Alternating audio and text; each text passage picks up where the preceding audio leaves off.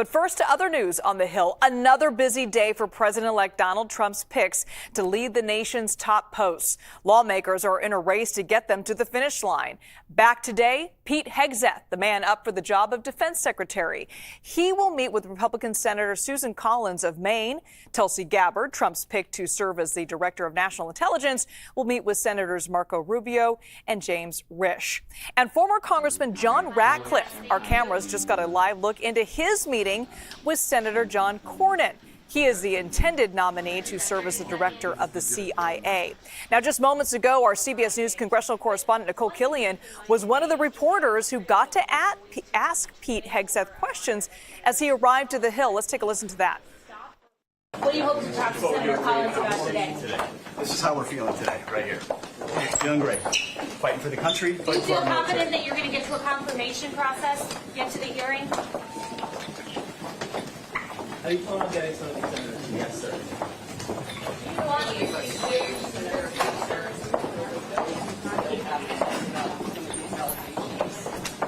It's a wonderful process and a great competition. But have you been able to address it directly in some of these meetings? And do you think senators are willing to look past it? Can you clarify your role about women in the military? Because I know you said that it's been misconstrued.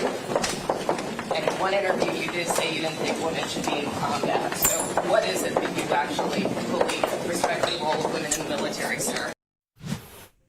All right, CBS News congressional correspondent Nikole Killion joins us now. Nikole, you were all over this. A little difficult to hear, though, the beginning of that exchange. Can you tell us what he said?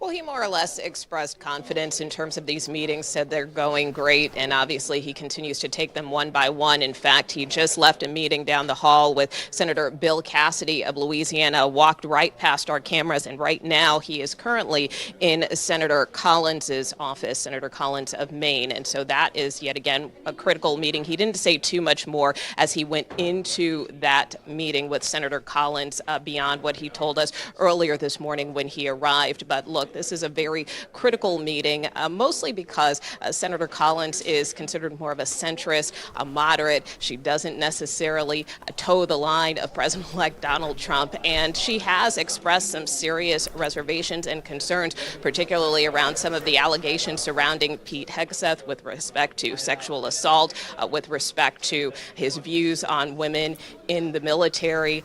Again, clear to point out that Hegseth has denied those sexual assault accusations, but he obviously faces other allegations of excessive drinking and mismanagement when he ran two nonprofits. Again, allegations that he denies, but how this meeting goes will be critical. We also saw Hegseth meet just yesterday with Alaska Senator Lisa Murkowski, who also is kind of in that same camp, has expressed concerns about Pete Hegseth, was actually surprised that he was picked when his name was first announced. And so I caught up with Hegseth and Senator Murkowski late yesterday after their meeting. Take a listen. Sir, how did everything go with Senator Murkowski? It was a great meeting. Did you learn anything that swayed you at all? I had a good exchange with Mr. Hegseth. Are you ready to support him? I had a good exchange, and we'll see what the process bears.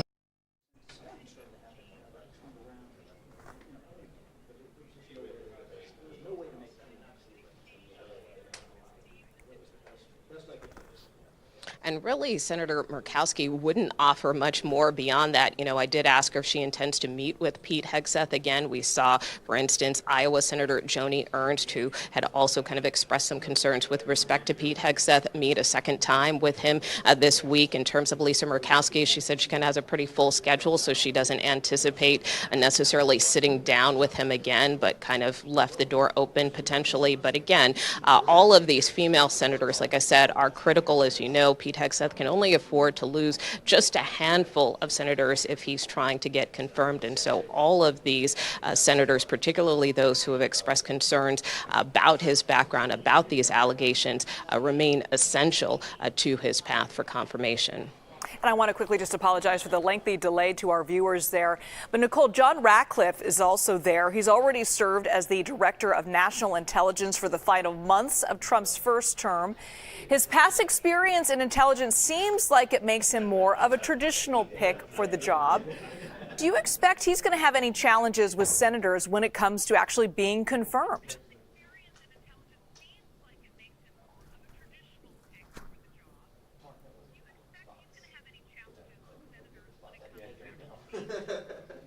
So far, it doesn't seem like that would be the case. I mean, I think in terms of looking for a rhyme or reason between the president-elect's picks, many of them, as we have been reporting, have been picked based on their loyalty to the president-elect. So as somebody who served him during the first administration in that role of DNI, someone who even previously was here in Congress and was an ardent defender of the president-elect and advised him during his first impeachment here on Capitol Hill, all of that, Capitol has gone a long way in terms of winning the president-elect's confidence. But that being said, in terms of some of the other more controversial picks, we know that the president-elect also kind of wants to disrupt things, disrupt the system. That's why he's picked people like Kash Patel, for instance, or Tulsi Gabbard potentially for DNI. So, there are some who are more loyalist, maybe more traditional, but others who certainly are more outside of the box in terms of the president-elect's selections. Many of them here on the Hill, besides just Ratcliffe, I would note Kristi Noem, Doug Burgum, Scott Bessent, his pick for Treasury, among others, in addition, of course, to Pete Hegseth,